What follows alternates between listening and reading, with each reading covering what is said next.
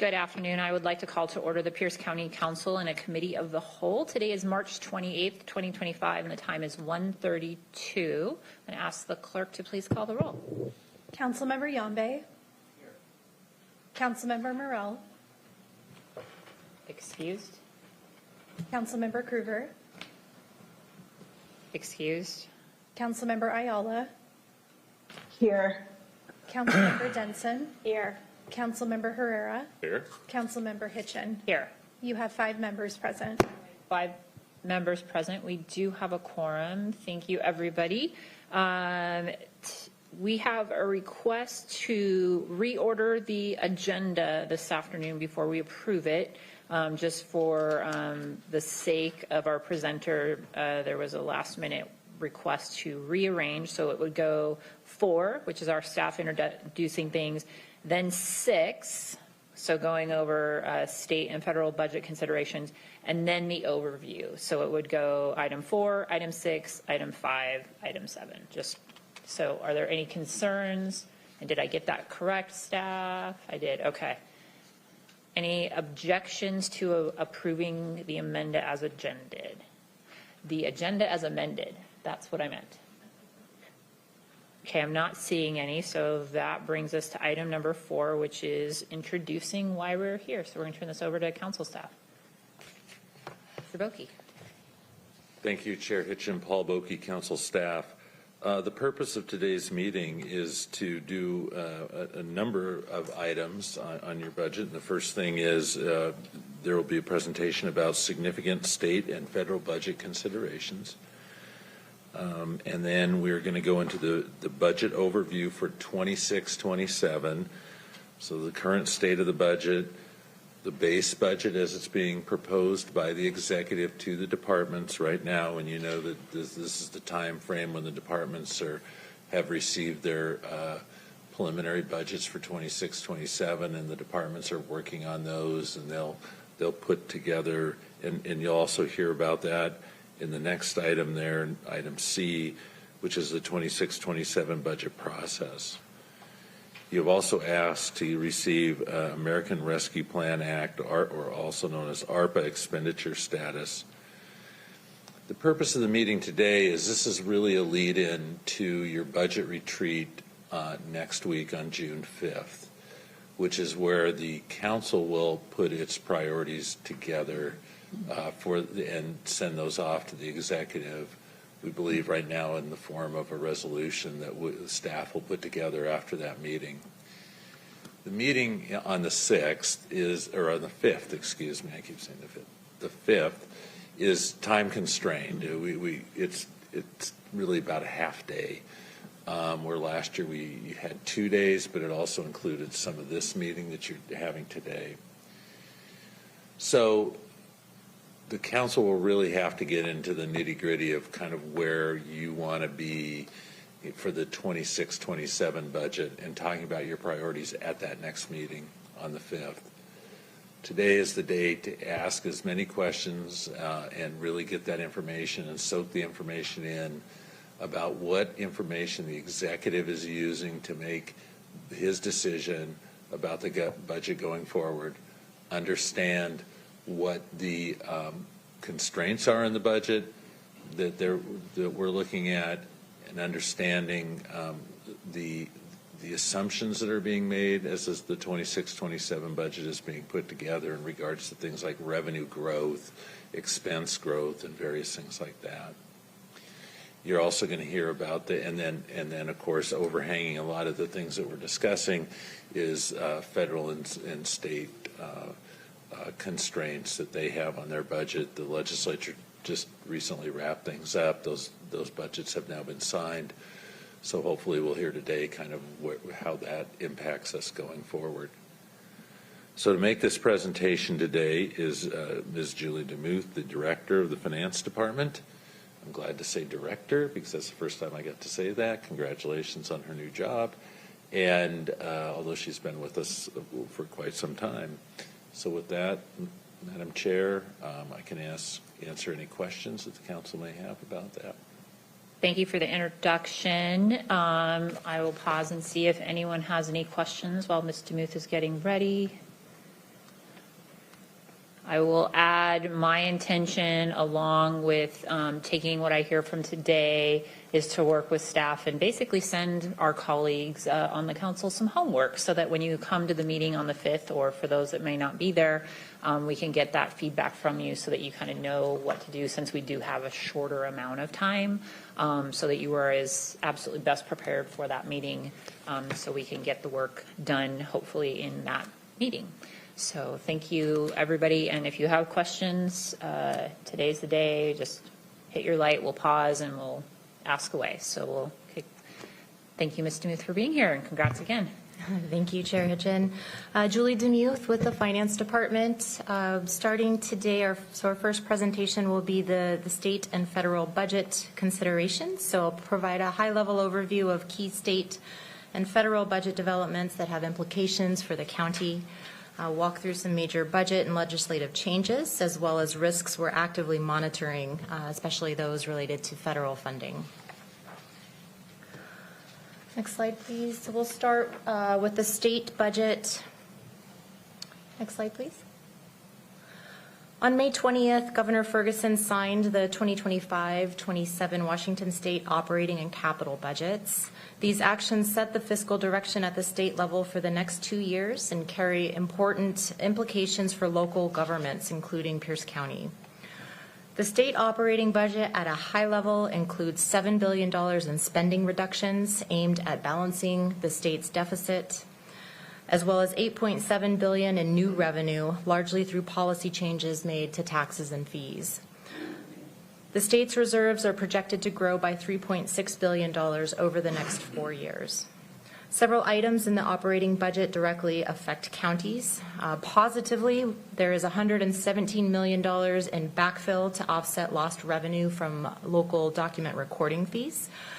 So as we see our local document recording fees decline, this will help us maintain affordable housing programs as well as our homeless prevention efforts. The budget also includes continued support for Recovery Navigator programs, which support behavioral health and public safety services. And there's a small increase in indigent defense funding. So we should see a modest additional resource to help support our public defenders who provide legal representation for our low-income residents. However, we do see some reductions in funding to the county as well. We're still very much digging through the budget, so there's a lot more to learn in the coming days. At this point in time, we have identified some notable cuts in reimbursement for Blake-related expenses. This could potentially impact 7 positions within the prosecuting attorney's office and potentially 3 within assigned counsel that are doing Blake-related caseload.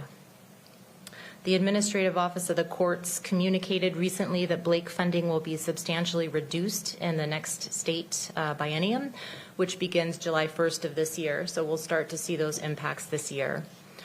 In the last biennium, the state provided $51 million for Blake refunds. The new budget includes only $6 million.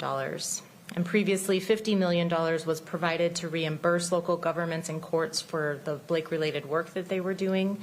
And this biennium, the budget reduces that to $7 million statewide. We've also seen, identified some loss of BECA funding within juvenile court as well, approximately $512,000 in 2026 and likely a similar reduction in 2027. On the capital side, Pierce County was successful in securing funding for some key community projects. Those include the Foothills Trail Ski Park Bridge Replacement Project, Frederickson Affordable Housing, Meridian Habitat Park Improvements, and Spanaway Lake Fishing Pier Restoration. The budget also included a few revenue bills that are of interest to us here at the county. House Bill 2015 creates a public safety grant program and authorizes a local sales tax option. Senate Bill 5814 expands the sales and use tax base to cover several new categories of sales tax. And then House Bill 1615 allows local governments in Washington to use our real estate excise tax revenues for airport capital projects. Previously, REIT funds were restricted to public infrastructure such as roads, parks, and water systems. Next slide, please. So I'll dive into House Bill 2015 a little further. This bill provides a revenue opportunity for counties through two key mechanisms. The first is a $100 million state grant program, which would support local law enforcement. And then the second is a local 0.1% sales tax option, which can be used to fund criminal justice programs and services. To qualify for the $100 million grant program, law enforcement agencies must meet several criteria. These include adopting policies consistent with state law and the Attorney General's guidance on law enforcement practices, complying with the Keep Washington Working Act, participating in required training on behavioral health, crisis intervention, and de-escalation tactics, implementing use of force data collection and reporting that's in compliance with state regulations, maintaining firearm relinquishment policies aligned with court orders and state guidelines, and ensuring officer training compliance. The grant program prioritizes funding for counties that have co-responder programs, followed by agencies seeking to hire additional law enforcement officers. Grants will cover up to 75% of salary and benefits for newly hired officers, with the local jurisdiction covering the other 25%, and that's capped at $125,000 per position for up to 3 years. So that funding would go away after the initial 3-year period. Here at the county, the Sheriff's Office is the only eligible entity that could apply for this grant program. Counties that meet the eligibility requirements of the grant program may then adopt a 0.1% sales tax for criminal justice purposes. This is done through a councilmanic action that would need to be completed by June 30th of 2028. Estimated revenue for the 0.1% would be $27 million per year for the county. The council must pass a resolution or ordinance determining that the county has met all the requirements of the grant program. And if the county has not voted to impose the tax by June 30th of 2028, we have the option to refer it to the voters through a ballot measure. Ms. Demuth, I'm going to pause there and see if anyone has questions on this particular slide, just because a couple popped into my head, and we'll see if anyone else. We'll go to Vice Chair Herrera. We've been anticipating this one for a long time to maybe help. I guess there's a couple scenarios. I guess maybe this isn't your lane, but let's just say the person that applies for this is the sheriff, correct? Correct. What if they don't do that? We just don't get the funding, and we're going to have to deal with that slate. Correct. We would not receive the grant funding, and we would not be eligible to implement the 0.1% sales tax. And we have until 2020, June 30th, 2028 to meet the requirements of the grant program and to adopt the tax. If we can still move to adopt the tax, even if all of the requirements are not met, there's a penalty of $100,000 per month that the Department of Revenue would withhold from transferring those funds to the county as a penalty until the county has met all requirements. Okay, thank you. Thank you for the question. Councilmember Denson. Well, you probably don't know this either, but has the Sheriff Department indicated that they're interested in applying for this money? I'm not certain. Okay, I didn't know if the Executives Department was talking to the Sheriff about this. Thank you. Okay, and we'll go to Councilmember Yombe. So, Julie, can I just clarify on that one point? Okay, so if the council enacted this, that we would have, and if we weren't in compliance, we would be $100,000 per, was it a month? Per month. Okay.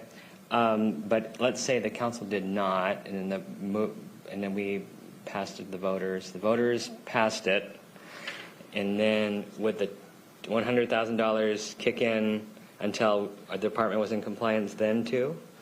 I'm not certain. I would have to confirm. My guess would be that once it's adopted by the voters, we're not held to the requirements of the grant program. Okay. All right. Thanks for that. But I would need to confirm that. Yeah. That's what I suspect. But it's a quirk, and I was just curious. All right. Thanks a lot. Thank you for that. And I think just to make sure that I'm following, because I had missed that there was a possibility that we could do it even if we weren't, even if the sheriff's department. So the grant program requires the sheriff to be involved. The 1/10 of 1%, we could adopt as a council if we decided to do that and had a supermajority to do that. But the penalty would be $100,000 per month. Yes and no. So we're not eligible to adopt the 1/10 of 1% unless we receive funding through the grant program. Okay. So no matter what, it requirements. goes through the sheriff's department. Okay, there we go. Thank you. Okay, next slide, please. So looking at Senate Bill 5814, this is a tax policy update aimed at modernizing how Washington applies and administers excise taxes. So in particular, this bill expands the sales and use tax base to cover several new categories of digital and professional services, as well as certain nicotine products. New categories that would be taxed include digital advertising services, software development firms, IT support providers, marketing and consulting agencies, and then some nicotine products that were either previously tax exempt or taxed at a lower rate. The bill also requires certain large businesses to make a one-time prepayment of state sales tax, which would boost short-term revenue collections. So based on the fiscal note that we received from the Office of Financial Management, which is a statewide fiscal note, we did some calculations based off of their estimate to try and determine what Pierce County might receive in terms of that revenue. So long term, our calculations indicate we could receive between $13 and $13.5 million per year. In the short term, likely less as the tax is implemented and it takes time for businesses to adopt the new sales tax. So in the 26-27 budget, we will assume a lower rate, and then we'll also adjust it based on actual experience as well, as we're uncertain how many of these services exist within Pierce County. About 66% of the revenue would benefit the general fund. So we would see a good portion going into the general fund, and then the remaining funds would be distributed to other special revenue funds, including behavioral health and therapeutic courts, our housing and related services fund, which is our Maureen Howard Affordable Housing Act, and then park sales tax. Next slide, please. So just wanted to take a moment to look at what the state is doing in terms of their revenue planning. So since the summer of 2024, the Economic and Revenue Forecast Council has revised the state's general fund revenue forecast for the 25 to 27 biennium downward in every quarterly update that they've released. The most recent forecast, issued in March of 2025, reduced projected revenues by $665 million. And this is due primarily to declines in housing permits, construction employment, and personal income. These indicators point to a broader economic slowdown across the state, which is expected to place continued pressure on key county revenue sources, including our sales tax, our real estate excise taxes, as well as our document recording fees. The state's general fund is still projected to grow from around $63 billion in the 23 to 25 biennium to $67 billion in the 25 to 27 biennium. So that's a 6.5% increase. Further growth is expected in the following biennium at $72 billion. However, that pace of growth is significantly slower. And the March forecast reflects increasing uncertainty in the near term. So as the state adopts a more cautious fiscal outlook, these developments continue to inform our own revenue planning as well as our risk mitigation strategies. Next slide, please. So looking at the county's revenue planning, the finance department updates its sales tax forecast on a monthly basis using the latest economic indicators. Of the past 5 updates, 4 have resulted in downward revisions. The forecast declined by $500,000 from November to December of 2024, bringing our 26 to 27 biennial projection to a little over $290 million in sales tax. Although January showed a modest increase, there were significant reductions following in February of $1 million and then in March at $4.5 million. All of this driven by the growing economic uncertainty. April brought an additional decrease, compounding March's decline and resulting in a revised base budget assumption of $284 million. So this is a 6.1% biennial increase, which is consistent with state level projections. Since December, the county's forecasted sales tax revenue for 26 and 27 has dropped by more than $6 million. Any questions on the state budget before I move to the next section? Any questions from colleagues? Not seeing any, Ms. Demuth. Go ahead and move on. Right. We'll move to the federal budget considerations then. And so Pierce County's current 2024 to 2025 biennial budget includes nearly $200 million in federal direct and indirect funding. This accounts for approximately 6% of our total $3.2 billion budget.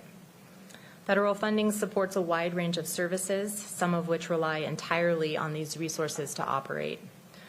The majority of our federal funding is provided from 4 key agencies. The Department of Health and Human Services, we receive $75.5 million. HUD, or Housing and Urban Development, we receive $45.8 million. $28.8 million from the Department of Transportation, and $25.5 million from the Department of Homeland Security. These agencies support many of the county's core functions, including our Aging and Disability Resources Program, many of our homeless services, home weatherization programs, and a number of infrastructure and capital improvement projects. Smaller but still important contributions come from agencies such as the Department of Justice, the Department of Energy, the Federal Lands Access Program, and the National Fish and Wildlife.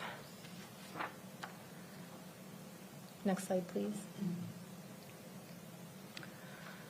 Recent federal actions and policy shifts have created significant uncertainty around nearly $124 million in planned federal support to county departments this year in 2025. In total, over 96 county programs may be affected, nearly 50 of which rely on federal funding for at least 75% of their operating budgets. The most significant exposure is in 2 departments. The first being Human Services, where we have $68 million at risk. This is 36% of its biennial budget. And then Planning and Public Works, where $37 million is at risk. This is 3% of its biennial budget, but it's a material amount for the department's capital budget. Other departments with notable federal exposure include Emergency Management, who receives $8 million in federal funds, and the Prosecuting Attorney's Office, who receives $5 million. One area of growing concern is funding tied to the U.S. Department of Housing and Urban Development, or HUD, particularly within our Human Services Department. So in response to newly imposed federal grant conditions, Pierce County recently joined a legal challenge this month. The lawsuit raises concerns that federal mandates related to immigration policy, gender ideology, DEI requirements, and other ambiguous federal executive orders could disrupt critical services and limit the county's ability to distribute these funds.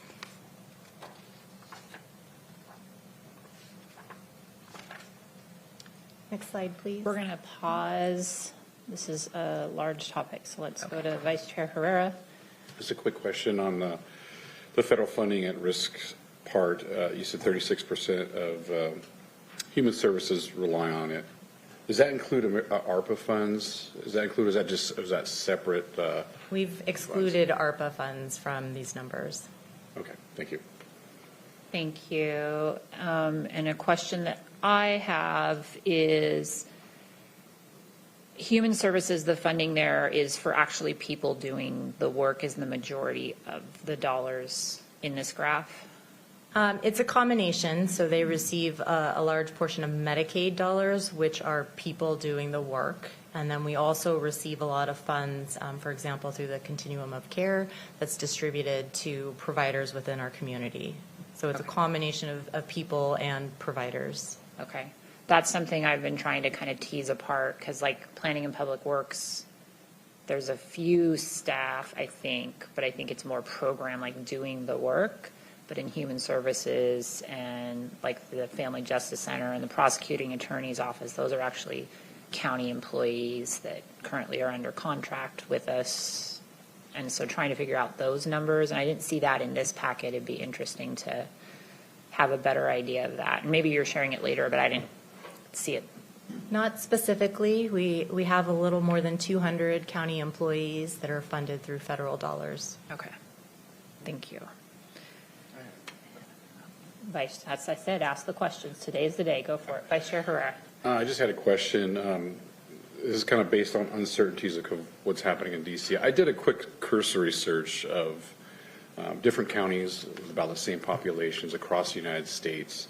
And in certain different states, and it's apples and oranges, I get it, there's some counties that are saying that they anticipate huge, significant federal funding where we're not. I guess it's just different policies in that state possibly and state laws. Is that a contributing factor in all of this? It is. So we hear in the news that the federal government is shifting some funding from traditionally Democratic or blue states to red states. So that's one shift that's happening. Another is the degree of risk states are willing to take or entities are willing to take when they sign contracts for federal funding. As we see the contracts coming through for our grant funds, they're requiring us to sign, agreeing to new terms and conditions. Oftentimes those terms and conditions are buried. They're not actually in the agreement. You're referred to a website, which refers you to a website, which refers you to a website. We see on a daily basis websites coming down from the federal government. We can no longer access them. They're requiring us to certify when we go to websites to do drawdowns for our grant funds. So it's a number of mechanisms happening across the spectrum. It's not necessarily consistent state to state, and it's really the ability for an entity to comply with the new executive orders and terms and conditions. Okay, thank you. Thank you for the question. We'll go to Councilmember Yambe. So Julie, how many employees does Pierce County employ right now? We have about 3,400 budgeted FTEs, and then a number of temporary or what we call extra hire employees. Okay, so it kind of depends. And then, because I'm just thinking 3,400 divided by 200 positions, and I'm like, that's a significant percentage. It's over 10. It is, yes. Of our workforce that's federal funding. Okay, thanks. Thank you for the question. We'll go online to Councilmember Ayala. Thank you, Chair. Appreciate it. Julie, you may not know the answer to this, but if you do you have any sense of when the county feels that we will settle the notion of at-risk funding to something that's a little more secure? We don't have a concrete timeline, so every day there's something different. I mean, right now our lawsuit is centered around funding through the continuum of care. We have received a preliminary injunction that would allow us to strike what we don't agree with in that contract, sign it, and send it to the federal government. However, we've not received our agreement from the federal government, and odds are high that we may never receive that contract and then never receive the funds. We've heard of another county in California that also received a preliminary injunction, struck out what they did not agree with, sent it back, and it was rejected by the agency. So it's changing on a daily basis. The other factor that's at play here is the potential release of the sanctuary cities list. If the Department of Justice produces that list, that could very quickly turn off our entire spigot of federal funding. So while we don't have a concrete date, things could potentially shift pretty significant in the near term. Thank you. Appreciate it. Mr. Boki, did you have a question? You didn't push the button, but you were kind of sorry. signaling. Okay. Thank you. I just want a follow-up on that. Would that include the Medicaid money from aging and long-term care? We could. Okay, so Yeah. The other risks around Medicaid is the proposed budget at the federal level. It has reductions to Medicaid. So we could see loss of Medicaid funding through budgetary actions at the federal level. I'll remind the council that you just recently approved a resolution to allow the Human Services Department to add more people in that division because of the higher caseloads. And Medicaid requires they have caseload standards that we have to meet. So this is kind of an interesting conundrum. We're actually adding people because of the higher caseload when we're not sure whether the funding stream is at risk or not. And it's an expensive funding stream. It's several thousand people we're talking Okay. about. We'll add that to the ongoing watch list of seeing what happens next.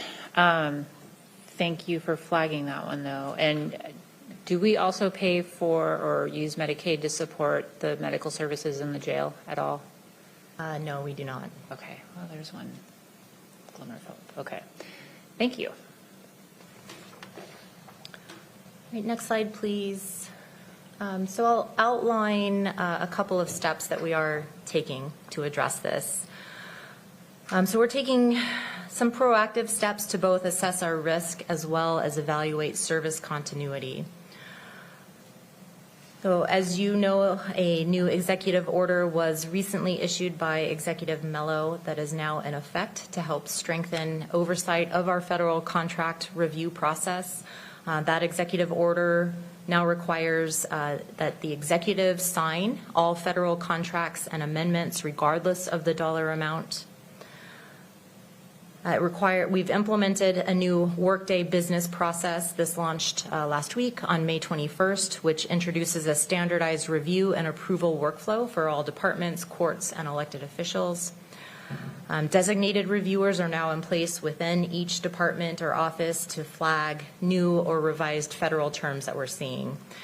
In parallel, the deputy prosecuting attorneys will provide an in-depth additional legal review to assess risk and determine whether a contract should be added to our existing lawsuit. So this executive order is in response to the problematic terms and conditions that we identified in that draft continuum of care agreement that we received earlier this year. That agreement sought to impose compliance with a broad set of federal executive orders. Under the current federal administration, nearly 160 executive orders have been issued to date, so it is a lot to track. Many of them are vague, overly broad, or ambiguous, making it very difficult for recipients to determine what constitutes compliance, and that is fundamental to our issue. Agencies are now required to certify compliance under penalty of perjury with statements made subject to the False Claims Act. So this has very real consequences for those of us who sign contracts here at the county. Individuals signing the agreement are personally affirming the truth and accuracy of all representations, and false certification can result in criminal prosecution or perjury. The False Claims Act carries severe consequences, including personal liability for the signer up to $28,000 in penalties, repayment of the federal funds that we receive under the grant, treble damages that could require us to pay up to 3 times the amount of the award, and exclusion from future federal awards. So the stakes are high. So given the legal exposure and ambiguity of these terms, this executive order was issued to ensure that the county exercises greater oversight and risk mitigation when we're entering into federal agreements.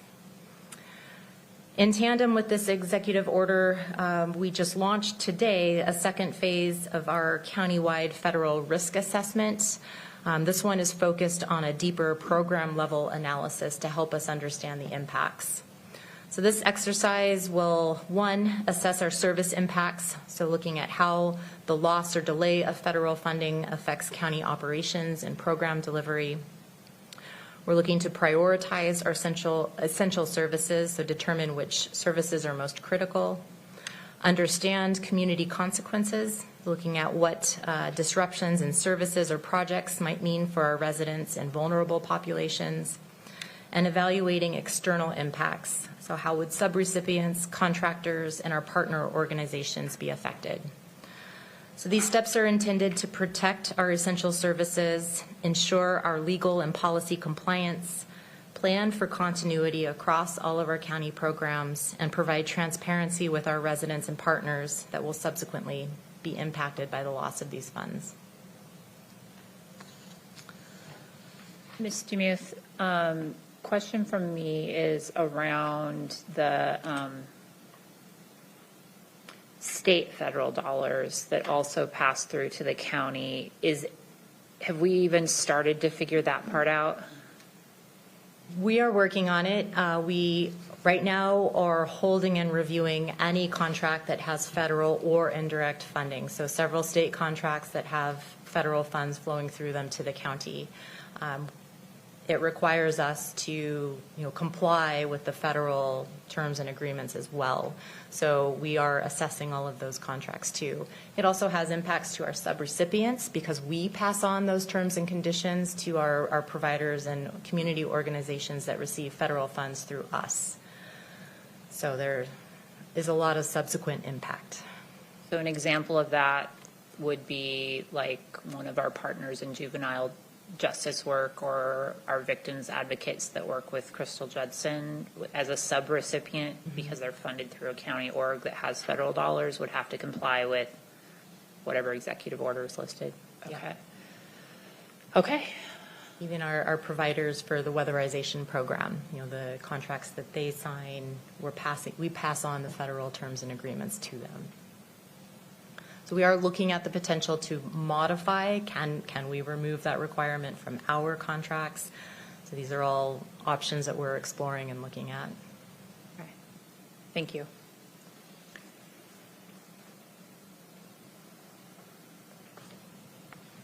All right. I think any questions before we move to the next presentation? Pausing to see if we have questions on this topic. I think while people are thinking, and it's a lot to absorb, I think the last 4 years when we've been doing budget, we have extra money, but we still had a pandemic going on. So it was, we had tools. We're kind of going in the wrong direction now. But a question that I have is that I'm hearing we're talking about the development of the budget, but I'm also hearing there's potentials of funding stopping now, like this month. And so I'm wondering what kind of thinking and dialogue is going on with your team and possible actions you may be looking on our end if things were to change quickly. Yes. So this budget kickoff presentation was prepared prior to today, and we did have a shift in our budget process strategy today that was communicated at a high level out to our departments. So we are shifting from, previously we were looking at budget requests from departments that support our strategic plan and help make progress on our strategic goals. Today we communicated out that we're shifting now and focusing on core services, critical programs and services. So we will only be considering budget requests for 26 and 27 that are essential or legally mandated. We are looking to limit new spending across the board until we have a better understanding of what the true impacts are. We always have the ability to come back at a later time and modify the budget, but given all of the uncertainty that we're experiencing right now, we are focusing on core services, reducing our new spending, and potentially looking at other funding sources to backfill some of our critical services funded by federal dollars. That includes using the general fund. Okay, thank you. I've got a couple questions now, so we'll go to Councilmember Yambe and then Councilmember Ayala. Thank you, Chair. I guess it is a lot to absorb, but it's more for me, it's the cruelty and how I'm having to absorb this. It's just very punitive, and it's very reactionary, and it's very, especially coming from the other Washington.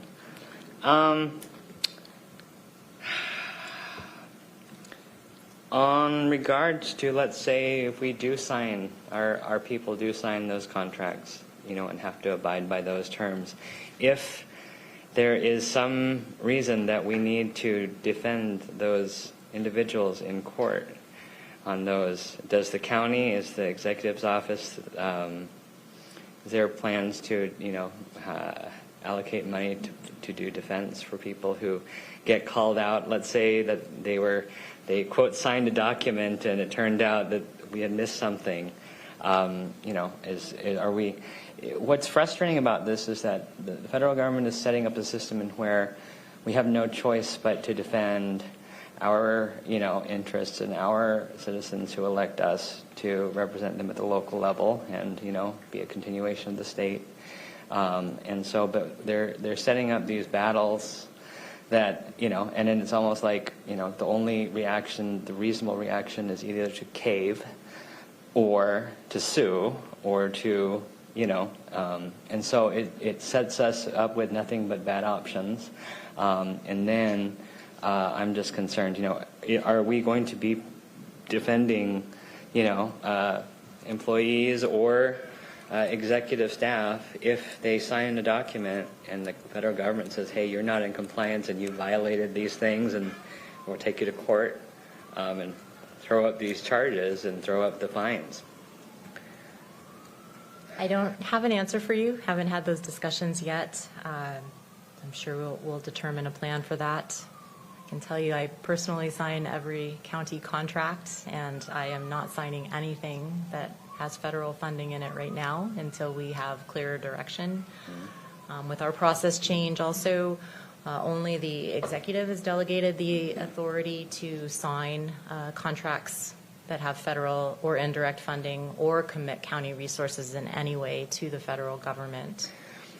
And I'll just make one last comment. And I think that it is particularly craven how this administration would say that, yes, in signing these documents, you not only sign what is up to that date, but anything that could come following. And that particularly is egregious. And so it's disturbing. Anyway, appreciate it. Thank you for the comments. We'll go to Councilmember Ayala online. Thank you, Chair. I have two questions. One is a follow-up from Councilmember Yambe. In terms of those organizations who receive pass-through dollars from us, and in terms of all the requirements that they would be asked if we were to sign these executive contracts, would the burden of responsibility then be passed on to our community members, or does the county remain responsible for that, both fiscally and, in this case, potentially jail time or whatever that looks like? Are you speaking about the entities that we are contracting with, or residents? Yes. The folks that we're contracting with.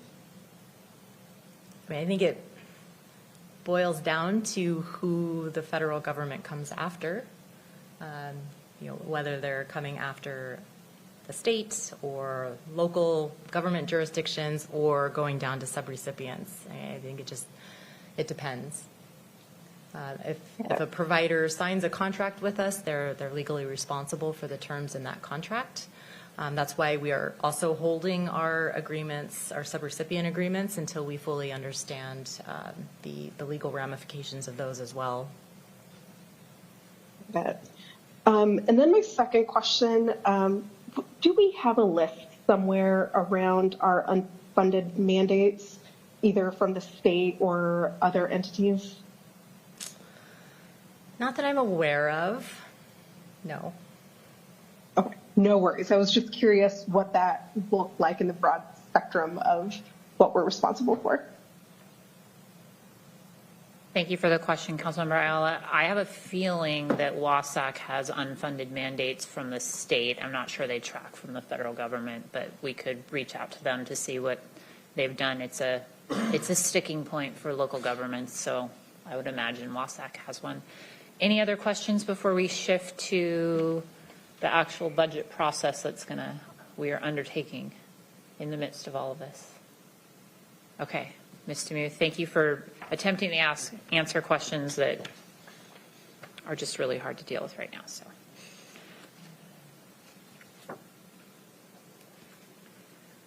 we'll shift to the budget kickoff presentation. So this presentation has three sections. The first is a state of the budget, which just expands on the economic indicators that we're tracking to understand the economic climate that we're entering.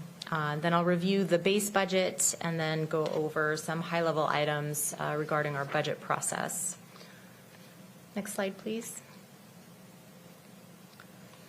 So starting with the state of our budget, fortunately the county is in a very strong financial position as we enter this period of economic uncertainty and begin developing our next biennial budget. Interest rate policies and trade tariffs continue to influence economic forecasts. The tariffs that we're seeing are driving up costs, disrupting our supply chains, and sustaining inflation, all of which make it more expensive to fund our core operations and invest in infrastructure. At the same time, rising interest rates are also slowing economic growth, which impacts our revenue sources. Changes at both the state and federal levels are also impacting the county, which we just went through.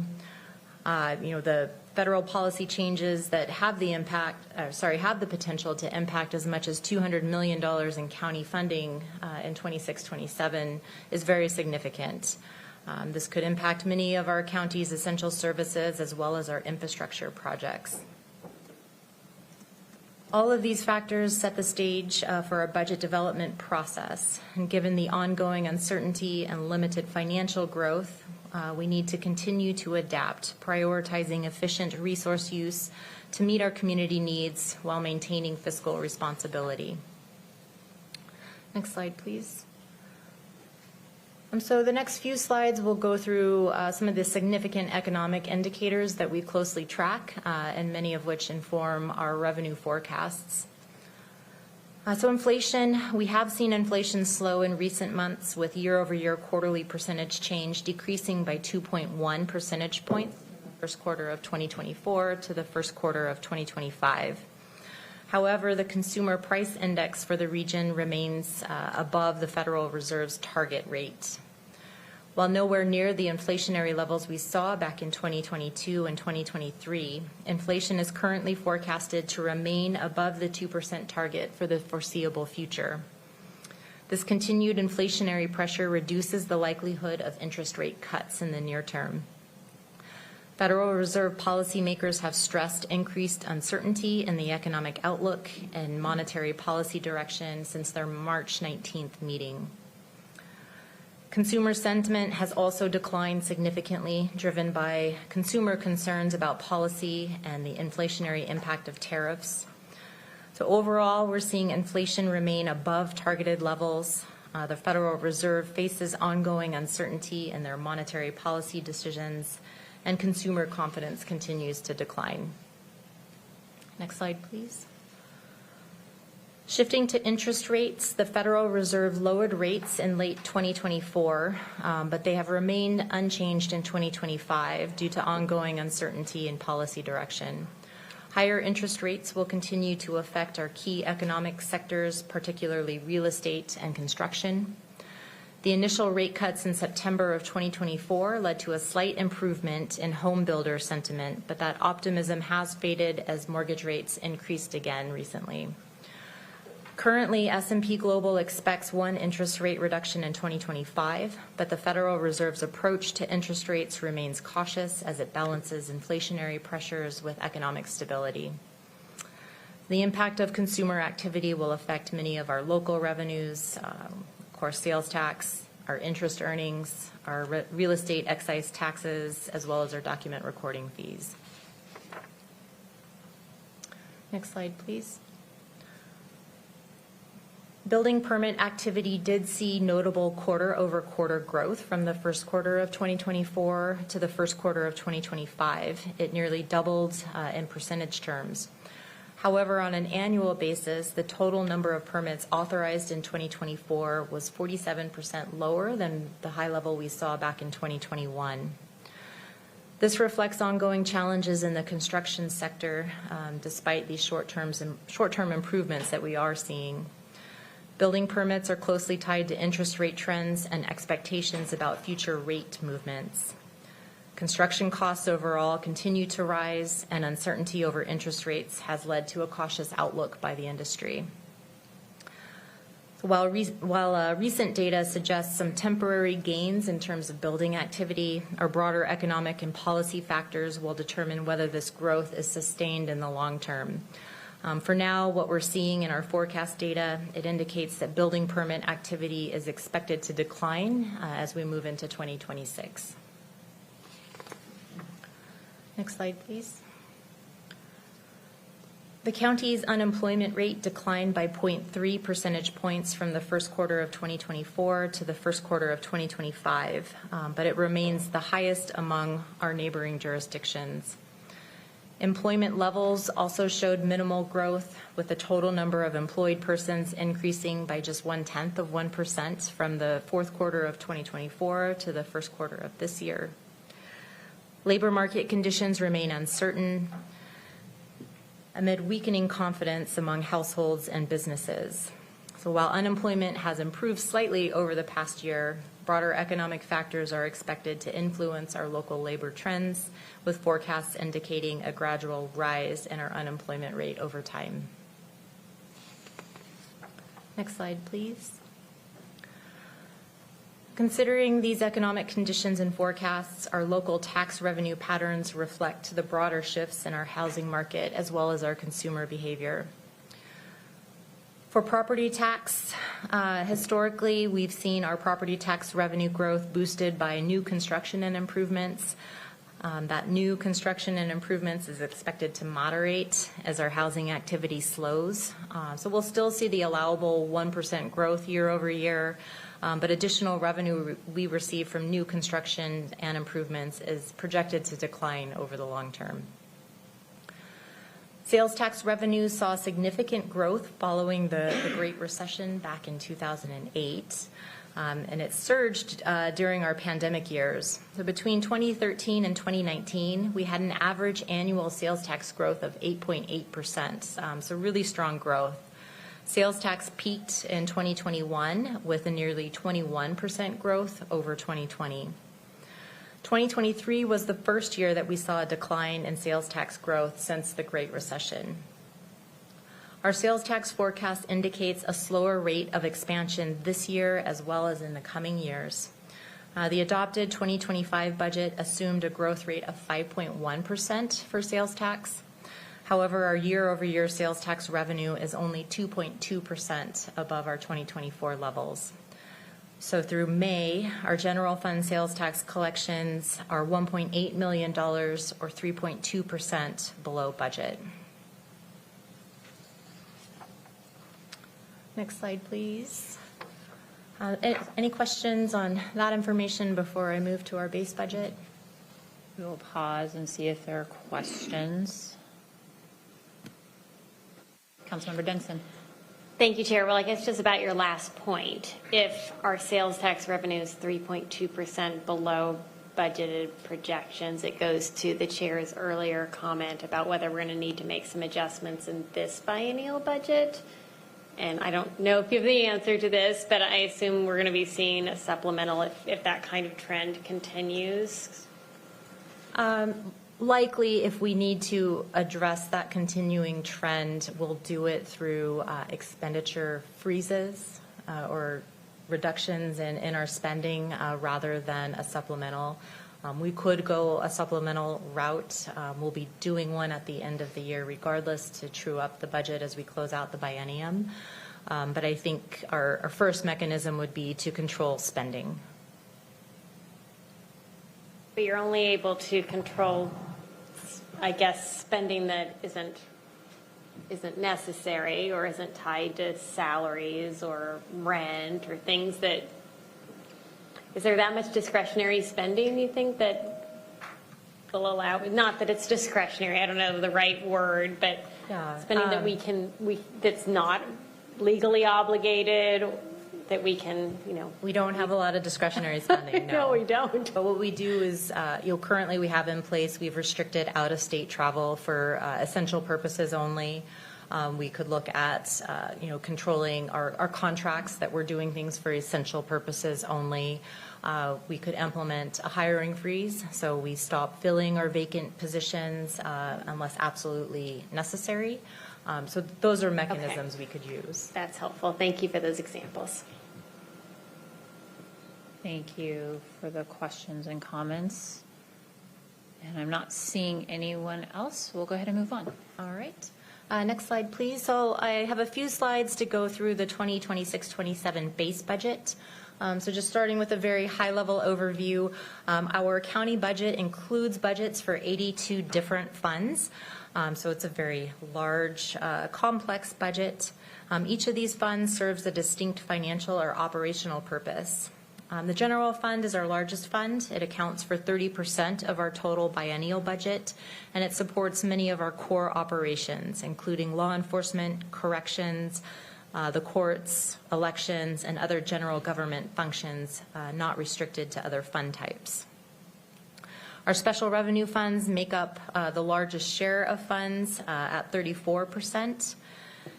These funds are legally or administratively restricted for specific purposes. So they're used for things such as behavioral health services, housing, parks and recreation, road maintenance. Our enterprise funds represent 15% of our budget. These funds support services that operate like businesses. So these are our sewer utility, solid waste services, our ferry system, and our airports. Internal services account for 10% of the budget. These funds are used to support centralized services. So those are things such as information technology, our fleet services, facilities management. These are services provided to other county departments on a cost reimbursement basis. Our capital project funds also account for 10% of our budget. These finance major infrastructure and capital investments such as our facilities, new parks, major equipment purchases, as well as road improvements. And then finally, our debt service funds are our smallest category. They make up 1% of our budget, and these funds are used to manage the repayment of our long-term debt obligations. Ms. Tamuth, I'm going to pause you right there just to make sure that we're all on the same page. When we talk about the general fund versus special revenue or internal, if there are FTEs paid for in a special revenue fund and we don't fill those positions, where do those funds go? Do they go into fund balance? Do they stay in that special revenue fund? What happens there? They go into the fund balance of that special revenue fund. Okay. So the funds received within a special revenue fund are restricted for that purpose, so they can't be transferred to the general fund or used for another purpose. Okay. So they'll fall to the fund balance of that particular fund. Okay. So, because I know there's questions raised around, well, you have funding over here that's just sitting, why can't you spend it over here? And it's because we are only allowed to spend it on this one particular purpose that's designated either by county code, state law, federal, Yes, correct. Some reason says we can only spend. Okay, Yeah. thank you. Yes, they're legally mandated for a specific purpose. General fund is really our most I won't say flexible? only, but it is our most flexible revenue source. Okay, thank you. Not seeing any other questions. I just thought I'd ask this one there. Thank you. All right, so the formal budget kickoff was held with departments back on May 7th, so earlier this month, and base budgets were released on May 8th. The base budgets that were released include updated fixed costs for the 26-27 biennium, as well as projected salary and benefit costs for all of our budgeted positions.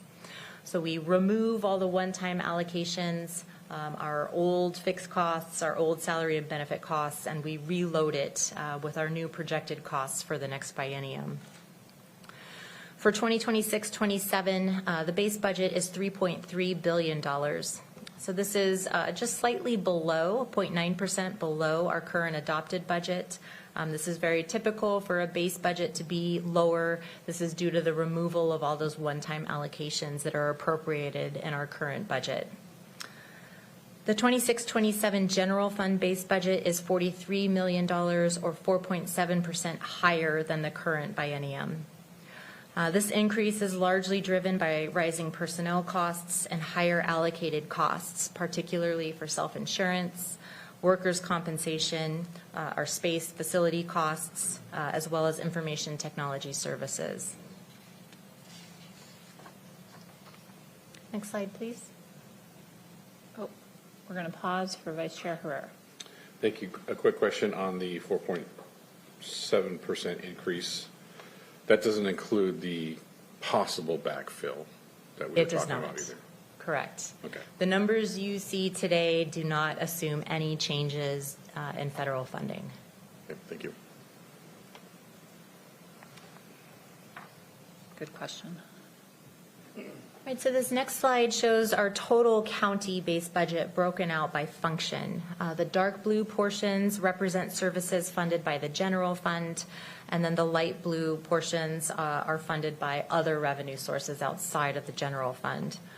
The most significant portion of the budget is for public safety services, which total $588 million for the biennium. 78% of our public safety costs are supported by the general fund. And when we look at the criminal justice system as a whole, so also taking into account our legal and judicial services, these functions make up about 26% of the county's total budget and 74% of our general fund budget. The general fund also provides support for general government services, as well as portions of human services, parks and recreation, long-range planning, and economic development. Many of the activities within our Human Services Department, our transportation services, public utilities, our development center, and most of our parks and recreation services, these are primarily or exclusively funded by non-general fund revenue sources.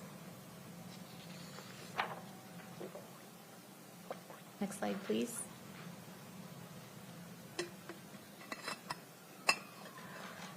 So tax revenues serve as our largest funding source for the county, providing 31%, or a little more than $1 billion, of our biennial revenue base budget. 62% of these tax revenues, which equates to about $635 million, support our general fund activities. Charges for services is the next largest revenue source, totaling $716 million, with $125 million of that supporting the general fund. Charges for services fees ensure cost recovery for government-provided services, both internally as well as externally to our customers. The base budget currently includes $529 million in intergovernmental revenue. So this is primarily federal and state funding that we receive. So just in response to Councilmember Herrera's question, our base budgets do not yet reflect any impacts that we may see from federal funding decisions that are being made. Departments are asked to update amounts and ensure intergovernmental revenue assumptions are accurate in the base budgets that they submit back. Smaller categories of revenue include interest earnings, license and permits, fines and forfeitures, and some other smaller miscellaneous revenues. Next slide, please. So this next slide breaks out the total budget by expenditure category. Salaries and benefits are the largest category of expenditure in our 26-27 biennial budget, representing 37% or $1.2 billion of the total budget. The budget includes increased personnel costs of $67 million from the current biennium. This is a level of 5.9% higher. Supplies and services, or what we also refer to as our operational costs, are the next largest category, accounting for 36% of our budget, or $1.2 billion. The capital budget currently represents $385 million of our total budget.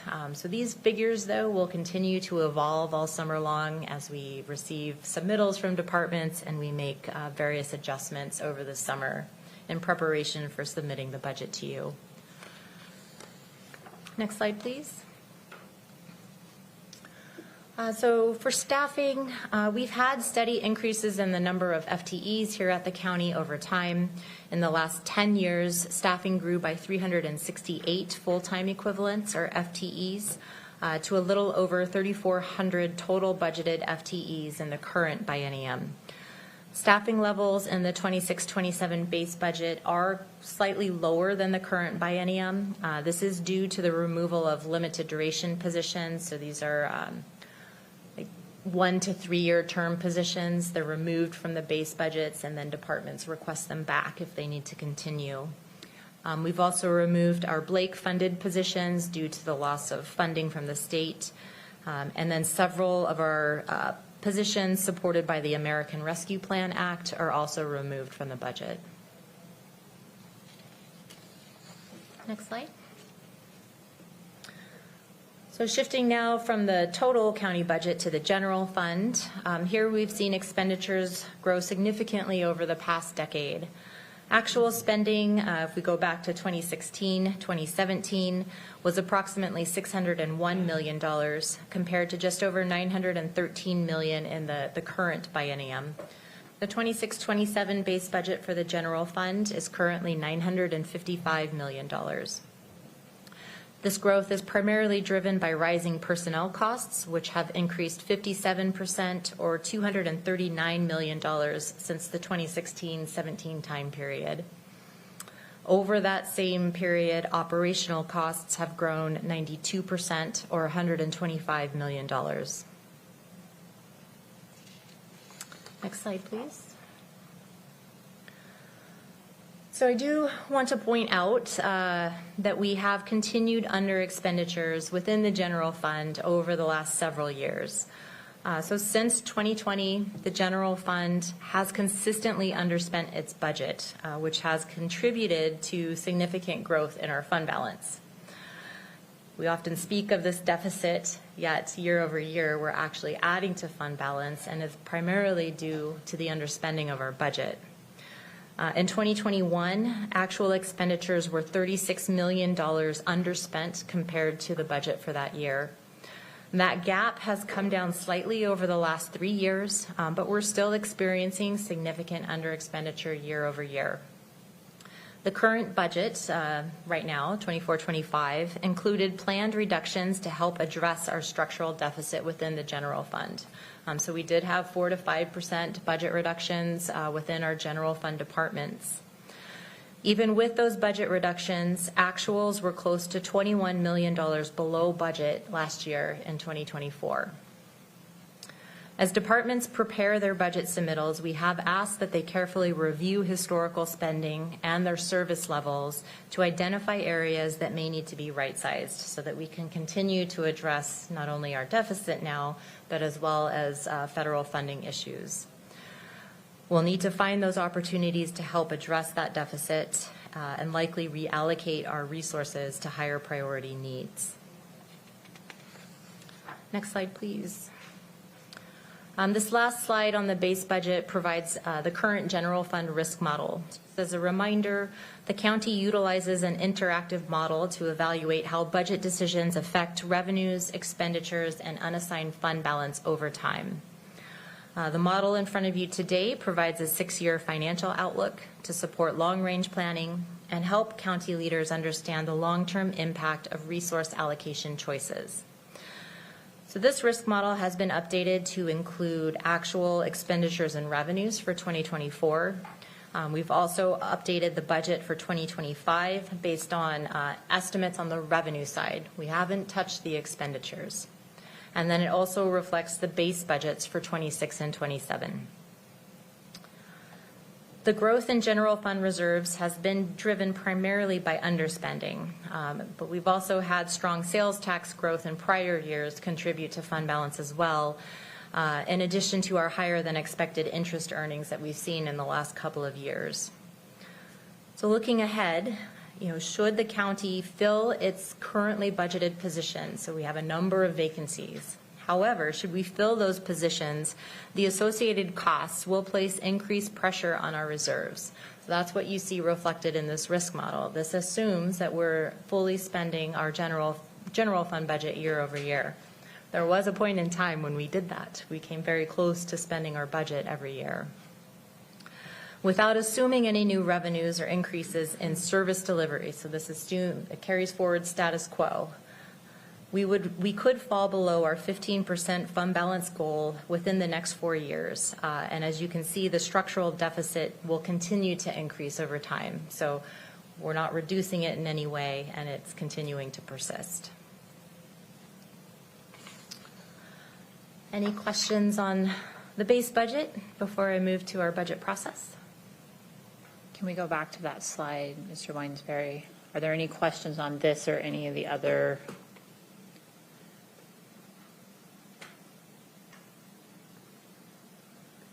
Okay, just allowing people time to absorb. Okay. Not seeing any, so we'll go ahead and move on. Thank you. All right. I will note that these slides reflect our original strategy with the budget process. I do think that our philosophy and our process is still very much relevant as we evaluate budget decisions that are submitted by departments, but just keep in mind that we are in a different situation now. So this slide provides a high-level timeline of our budget process. As I mentioned, Finance released base budgets early in May, on May 8th. Over the past, I think starting about a week ago, there are meetings being conducted between executive policy staff within the executive's office and the finance budget staff. Are all meeting with departments to discuss their budgets, strategize, talk about priorities, decision packages. So those meetings are occurring now over the next couple of weeks. Budget submittals are due to finance on a rolling time period beginning June 5th. So for about 3 weeks in June, all of the budget submittals are due to finance. And over the course of July, we'll deliberate with the executive as well as departments, make decisions on the proposed budget, and then beginning in August, finance will begin balancing the budget based on the decisions that are made. That's a pretty significant effort that takes a bit of time. So we balance the budget and then begin preparing the budget book. The proposed budget will be submitted to the council on September 23rd. This is we're required to submit the budget to you 100 days, calendar days before the end of the year. And then the council will begin its budget process, conducting hearings on the proposed budget in the months of October and November, with adoption likely in late November.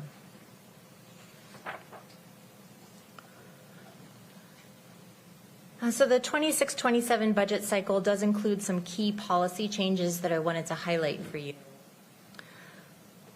For this upcoming budget cycle, departments should align, what we communicated was the department should align their budget requests with the executive strategic plan, focusing on initiatives that drive meaningful progress in several identified areas. Each executive department was asked to submit at least 3 decision packages that directly support the executive's priority areas that are outlined in his strategic plan. However, as of earlier today, budget development priorities have shifted due to the concerns surrounding our federal funding. We are now asking departments to focus on limiting new spending and to only submit decision packages that address essential public services or statutorily required mandates. The budget process will prioritize critical services and programs that are legally required or directly affect the safety or livelihood of vulnerable residents within our county. We will also evaluate where we can and should use other funding sources, such as the general fund, to backfill any lost federal funds. Federal and state funding reductions combined with the rising costs that we're seeing will require some really thoughtful financial strategies to maintain our essential services and programs. So as part of department spending plans that they submit, they are also asked to propose expenditure reductions. We're asking them to provide us with a 5% expenditure reduction, as well as opportunities to generate new revenue. For personnel costs, one notable adjustment I want to flag for you is that resources are now reserved centrally within each fund to support represented employees and the collective bargaining process. This reserve could be used for a general wage increase as well as other compensatory items. This allocation also includes funding to support similar cost increases for our non-represented employees. To ensure meaningful negotiations with our labor partners, the use of these funds will be determined through collective bargaining and subsequent council approval process. For departments supported by the general fund, this means their budgets will not include built-in resources for a general wage increase. Instead, funding will be allocated from a central reserve.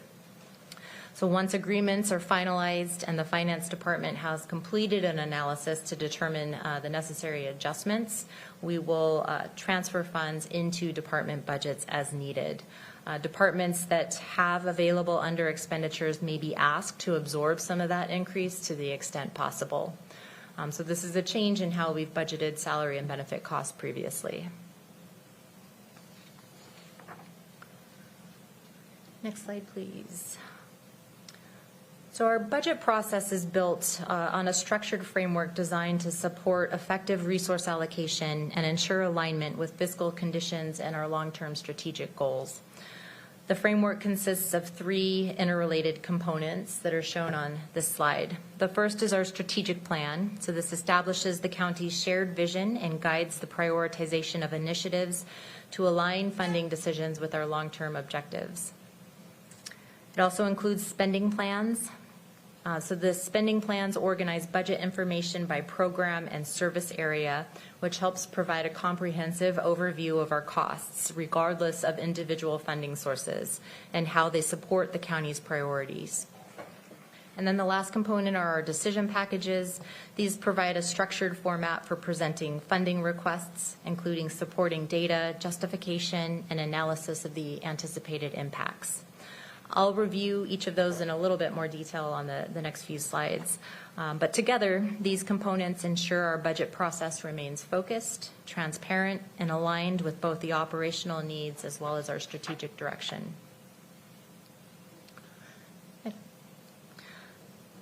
So on this slide is the executive strategic plan, which serves as a framework for identifying priority services, projects, and initiatives. For the 2026-27 biennium, the budget process originally emphasized proposals that advance three key focus areas.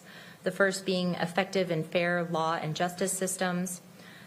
The second, healthy people. And then the third, housing that people can afford. So departments were asked to develop proposals that meaningfully supported these three priority areas.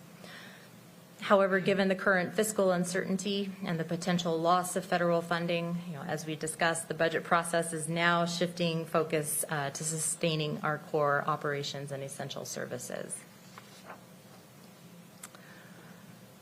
Next slide, please. So while the strategic plan establishes our countywide priorities, departments are responsible for developing spending plans that translate those priorities into actionable budgets. So this is actually a new piece of our budget process this year.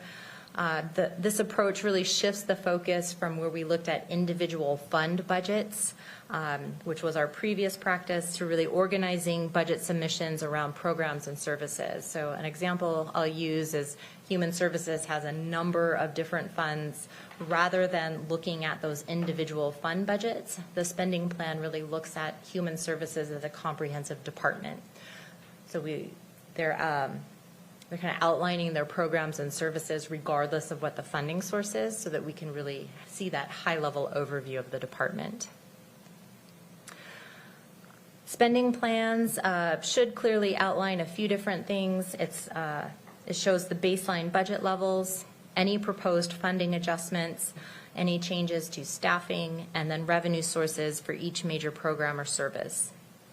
To support financial sustainability, departments will also complete a budget reduction exercise identifying how a 5% reduction could be achieved. So that'll be done within their spending plan. In addition, departments may propose new or enhanced revenue options that support service needs as well as our long-term financial goals.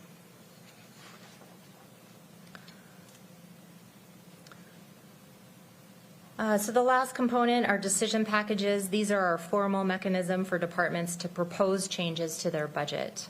Decision packages are used to request new funding, propose new programs or positions, revise existing services, or recommend reductions. So strong decision packages clearly justify the request. They use data to demonstrate need, and they show alignment with the county's strategic plan. For general fund budgets, any increase to the budget must be submitted as a decision package. They're also used for other funds if they're proposing new programs or services, new positions, revisions to existing programs and services, rate or fee increases, budgetary changes that impact policy, as well as I mentioned, increases to the general fund. We have a question from Councilmember Ayala. Thank you, Chair. Appreciate it. Just a really quick question. I want to fact check an assumption that I am having. Julie, is it true that essential and core services are defined by department heads, or is there a unified definition around that? It's not necessarily defined by department heads. I would say our essential services would be defined statutorily, so what services the county is required to provide, in particular through state law. Many of our services are mandated through state law. And then, yeah, I mean, that would be the primary, I think, justification for what an essential service is. And then from there, it's really identifying what are our most used services, understanding the impact of those services. So it requires some evaluation, I think, to determine. Thank you so much. Appreciate it. Along that same line, then, Ms. Tamuth, is one of the exercises that your department is going through in conjunction with the executive to identify like a list. Here are the essential legally required, and then here are the, I don't know, on a scale of 1 to 10, this impacts life and safety versus this is just a feel good. Maybe that's the wrong term, but that's what comes to mind. This is a good thing. It helps us, and we're ranking them or somehow because there's some weighting that almost needs to happen to determine legally required. I get, but is that part of what's going on? Yes, so we're clearly doing that for our federally funded services and programs. However, I think your point is very valid. We are creating right now guidance on this shift in our budget process. So we will likely be factoring in a lot of what you just stated for departments to consider to help us identify what those core services are. Okay. Thank you. Any other questions before we continue? Not seeing any. Thank you.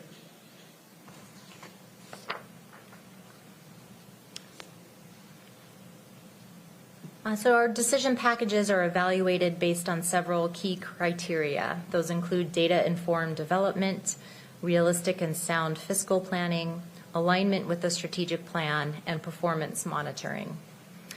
So strong proposals use data to analyze trends, identify service gaps, and present quantifiable projections to demonstrate anticipated impact.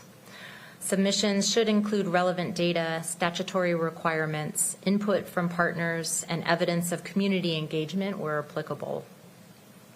Effective decision packages must be grounded in realistic financial assumptions and reflect a clear understanding of current and future budget conditions.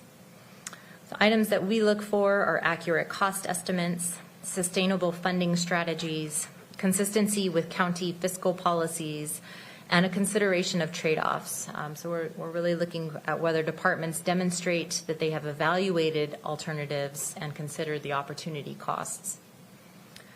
Decision packages should clearly show how the proposed investment advances one or more strategic plan priorities and contribute to countywide goals. And finally, effective performance monitoring is essential as well. This helps establish clear outcomes, supports informed decision-making, and enables continuous improvement. Performance measures serve as indicators of how efficiently and effectively our programs are using resources to deliver results. Next slide, please. I think this is the final slide. So budget submittals are due to the Finance Department beginning on June 5th and continuing through June 23rd. Each department is responsible for submitting a complete budget package, which includes the spending plans I described, decision packages, several justification forms that help explain different requests and assumptions, department and fund summaries, which are used for our budget book, and then finally organizational charts. The Finance Department and Executive Policy staff will review and analyze these submittals, and this information is used to inform our budget discussions with the executive over the summer. And as I mentioned, the executive's proposed budget will be submitted to the council on September 23rd.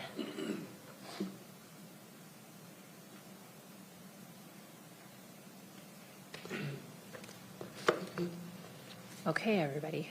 Questions? Councilmember Denson. Thank you. At one point, you mentioned asking the departments, I forget where I wrote it, but to come up obviously with whatever cuts they could. But you also mentioned asking them to come up with some ideas for revenue. Do you remember that? Do you have any examples? Are we talking about like areas where our fees may not be recovering our full costs, things like that? Yes, exactly. Is there anything else they could come up with? Like, It's I don't know what else we could do to increase revenue. It's largely focused around fees, ensuring cost recovery. We've encountered instances where fees haven't been updated for several years, and so there was some catch up to do. It also could include grant opportunities outside of the federal government, perhaps right now. Yeah, it's going to be tougher and tougher too. Okay, thank you. Other questions?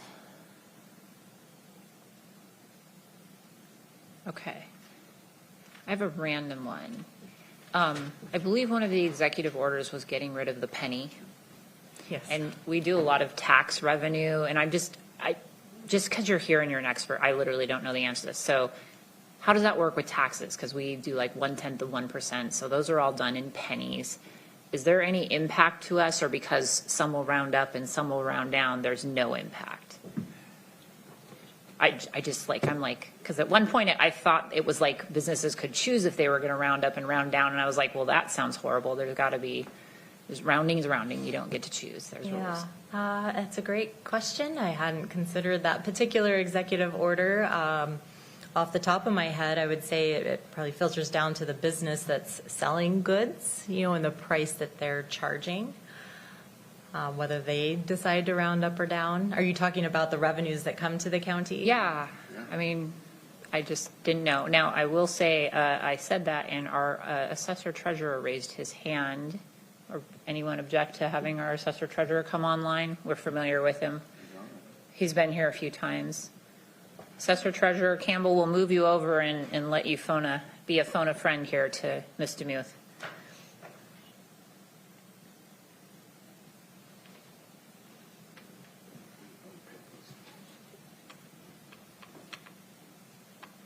Can you hear me okay?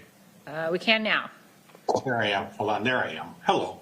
Great conversation today. Thank you for having me come over. I've been weighing that the question that you asked about what happens as we get rid of the penny.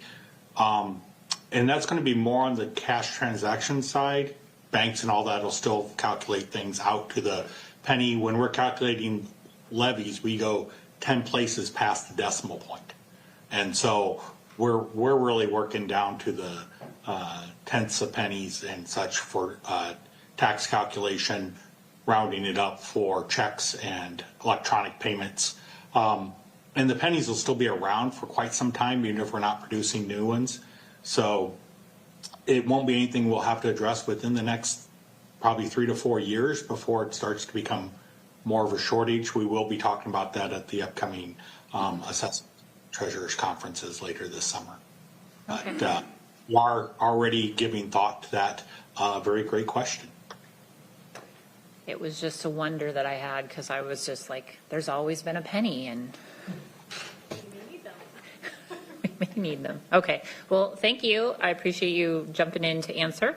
And my other question, not related to, kind of related to federal funds, unemployment and some of like the WIOA and some of our federal dollars for employment services that we get, and how we pay unemployment. Is that all federal? Is that all federal or is that? I believe it's state. Okay. But I'm not certain. Okay. And we pay unemployment to the state. Okay. Because I worry that we have a higher rate of unemployment if there's that compounding effect. So, okay, but it's not federal. So that, I guess, there's a good thing. Okay. Any other questions for Ms. DeMuth on this topic? Okay. Well, let's review where we are with ARPA, and we'll go from there. All right. So last presentation focuses on our American Rescue Plan Act expenditures. So starting with a high-level overview, just to remind everyone, back in 2021, Pierce County was allocated $175.8 million through the American Rescue Plan Act to support our pandemic response and community recovery efforts. ARPA funding has been directed toward a wide range of critical priorities, including homeless services, affordable housing, economic recovery initiatives, public health programs, and other strategic community investments. Under federal guidelines, all ARPA funds were required to be fully obligated by the end of 2024, which we successfully did, and they must be fully expended by the end of 2026. As of today, the county has expended $128.6 million, or 73% of our total ARPA allocation for the 2021 through 2026 program period. For the current biennium, expenditures total just over $30 million, and we have $83.6 million appropriated in the biennial budget. So we've expended about 36% of the budget to date.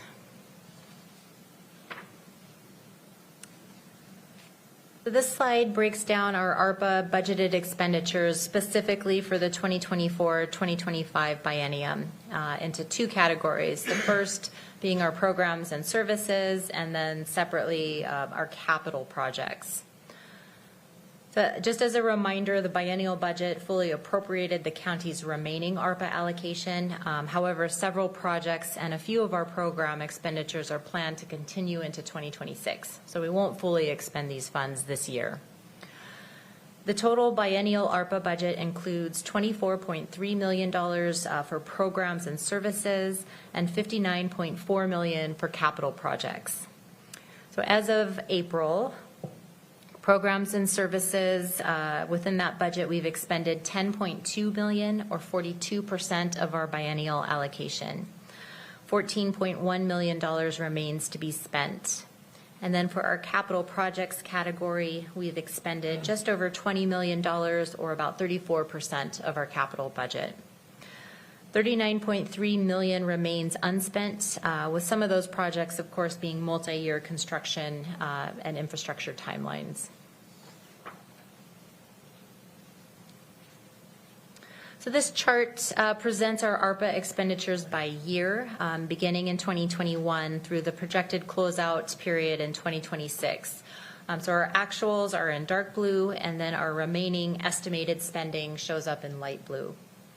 Spending peaked back in 2022 at $34.6 million for that year and has declined slightly over the following 2 years, with $30.4 million spent in 2023 and $26.3 million in 2024.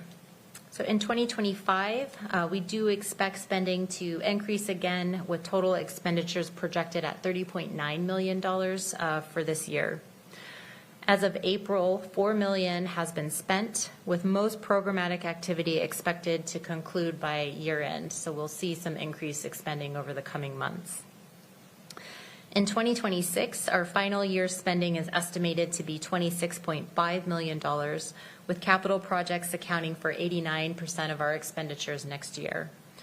Some of the major projects scheduled for completion include our broadband partnerships, our sewer and municipal infrastructure projects, and the Good Neighbor Village.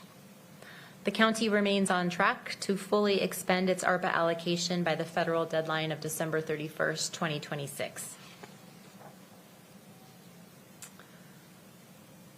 So this slide focuses only on capital projects, so it provides a more detailed overview of those projects. These are only projects that have active expenditures and the remaining funding that's available for each through the biennium. So the county has spent $12.5 million in capital project funding so far, with $39.5 million remaining to be expended. Several projects are anticipated to be completed this year. For broadband, we expect a Comcast payment of $3.75 million to be paid this year. And then Astound has requested a partial payment but has not yet reached all of the appropriate milestones. It's expected that they will meet the milestone this year, but it's also uncertain what the full amount will be that they request. The current budget for that project is just under $8 million. Most of the sewer projects are expected to be completed this year, with a few that have planned spending in 2026. That includes the city of Lakewood, I think 2 projects for Lakewood, and then 1 for the town of Carbonado. For our community response and resilience projects, the project for Habitat for Humanity is complete. The affordable housing project for Metropolitan Development Council, these are our scattered sites. This has a contract end date of September 30th, 2025, so we do expect that project to be completed this year. The affordable housing project, Gravelly Lake Commons, that contract ends on June 30th of 2026. A total of $1.75 million has been spent to date, with the remaining expected to be spent in 2026. The Aviva Crossing contract ends at the end of this year and is expected to be completed. The Emergency Shelter Services project for the Tacoma Rescue Mission, this has a contract end date of June 30th, 2026. Temporary non-congregate shelter, this allocation includes both a capital and a service component. The capital purchase of $2.3 million has been made, and the remaining $677,000 is for operational and facility support through the end of 2026. And then finally, the Good Neighbor Village, this has a contract end date of December 31st, 2026. Tacoma Rescue Mission is waiting on a permit for sewer, water, and road development. The original timeline has been delayed, but their goal is to have the first homes occupied by the second or third quarter of 2026. Before you move on, I'm going to entertain a question or comment from Councilmember Ayala. Thank you, Chair. Julie, for our capital projects, I'm assuming due to inflation, the cost to fulfill a project may not be complete now, are we considering a completed contract if the said project is not completed due to rising costs of whatever that might be? Yes. We haven't encountered yet any issues in terms of rising costs. Many of our capital projects have multiple funding sources, so the county is providing a portion of their total funds. So that if they do have rising costs, it would be expected to be addressed through other funding sources. But yes, we haven't encountered any providers coming to us yet saying they are unable to complete a project. We do have some that are flagging rising costs, but no indication that a project will not be completed. Thank you. Appreciate it. Thank you for the question, and we will go ahead and move on. All right, so the next few slides provide detail around the programs and services budget. I'm not going to go through it all, but happy to answer questions if I can. I'll highlight a few things. Under public health emergency response, the Tacoma Pierce County Health Department expects to have approximately $715,000 remaining on their public health response allocation of $1 million. They do anticipate fully expending the septic systems and the Family Resource Center allocations. For economic stabilization and recovery, the Business Accelerator Program will continue into 2026, but most of the spending will be completed by the end of this year. So we have some residual reimbursements to businesses that will be made in 2026. The Community Navigator Program, that one receives some additional funding in the mid-biennium adjustment, so we will likely see some program costs carry into 2026. The Small Business Safety and Security Grant Program is complete. They have approximately $71,000 that was unspent. And then Workforce Central has confirmed that they will fully spend their $800,000 that was allocated for young adult internships by the end of this year. Next slide, please.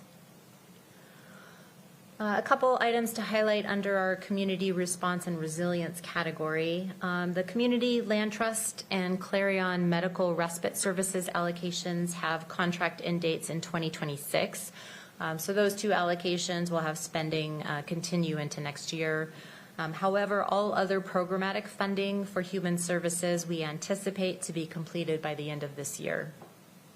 The Unified Regional Approach allocation has a contract end date of December 31st, 2026, and spending is in progress under that allocation.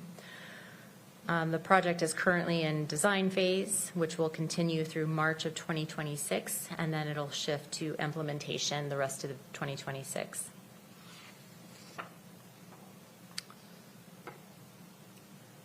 I don't have anything in particular to highlight on this slide. So this last slide, we have pulled out the allocations that were assigned to interest earnings. So the county did earn interest earnings on the balance of the ARPA funds that we received. Just over $4 million in interest earnings has been directed toward 3 allocations that fall under the community response and resilience category. Those are outlined on this slide here. And then the remaining interest earnings were assigned to allocations supporting our essential government services categories. So these will all be fully expended by the end of 2026. 2 of them, the court backlog as well as the community spring cleaning program, we do expect to be fully spent by the end of this year. And that concludes the updates I have for you on our ARPA expenditures. Thank you, Ms. DeMuth. I'll pause and see if others have questions. I know I have one, but I want to give wait time. Okay. So these are federal dollars. So a question that I have is in the context of all that's happening with federal dollars. Any ideas if we have to worry about these dollars as well? We received all the funding back in 2021 and 2022, so we have it within our bank accounts, so it would be very difficult to claw back. We have seen some statements come out from U.S. Treasury. I think jurisdictions that did not fully obligate their funds by the end of 2024 are more at risk. There are some additional reporting requirements, and they're digging into the data there.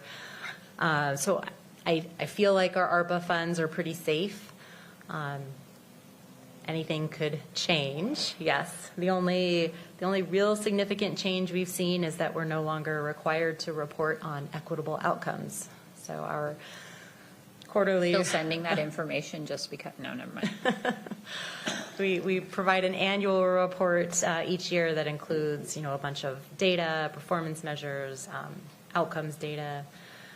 So we no longer have to include equitable outcomes in that report. Okay, and then the second question is around, there were a couple under expenditures, not large pots of money, but that are anticipated moving on, $72,000, I think, in one, like, what do we do with those buckets of money? Yeah, I think we'll look to address that through the budget process this year.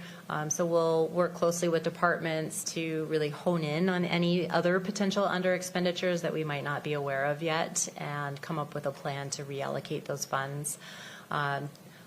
With current Treasury guidelines, we have the ability to reallocate the funds for an eligible ARPA use. And it's any eligible ARPA use? I thought originally what I thought is it had to be in the same, category. So That's if you're canceling a contract. Okay. Any way. Yeah. Okay. So the $72,000 from that, whichever one it was, could be moved to Business Accelerator, even though it came from something else. Okay. We're gonna go to Mr. Boki. I figured it out now. Thank you, Chair. This is an important discussion because we do have time set aside next week at the budget retreat to discuss these exact things. So we're working on a sheet that will show you, we're going to take out the capital items for simplicity, but we'll leave the operational or the programmatic items in ARPA in, and we can look at those just because we're making an assumption here on the staff side that you're already hearing from some of the providers. I think we're hearing from some of the providers that are providing these things that know that they'll be out of money at the latest by 2026.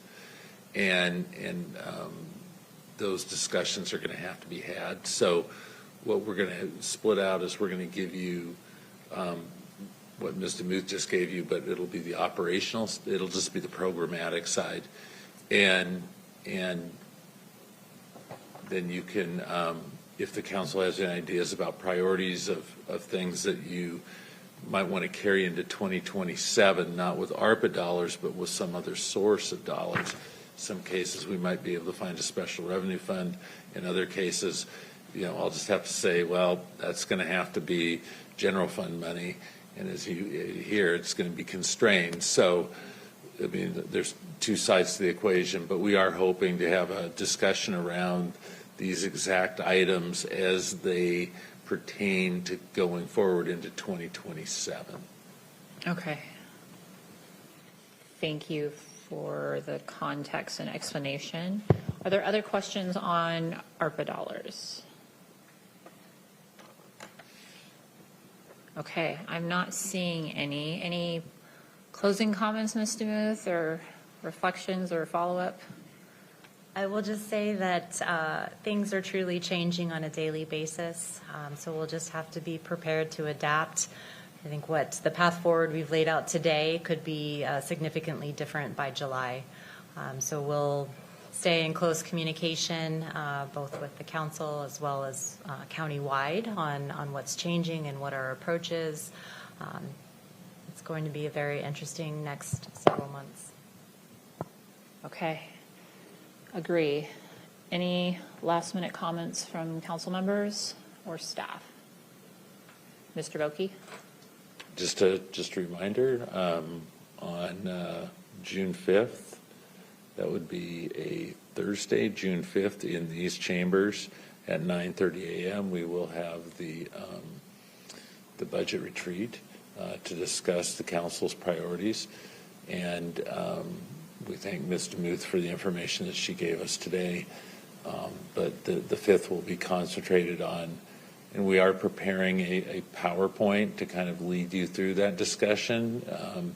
It will also touch on a few other matters that of council. It will really focus on the council priorities, as you've stated in your resolution to that regard, and then talk about some specific areas. And housing will be one of them, and those kind of things. And so staff's working on that to try to make sure that we have a fairly comprehensive, yet really trying to get the focus on the council to discuss these matters rather than staff.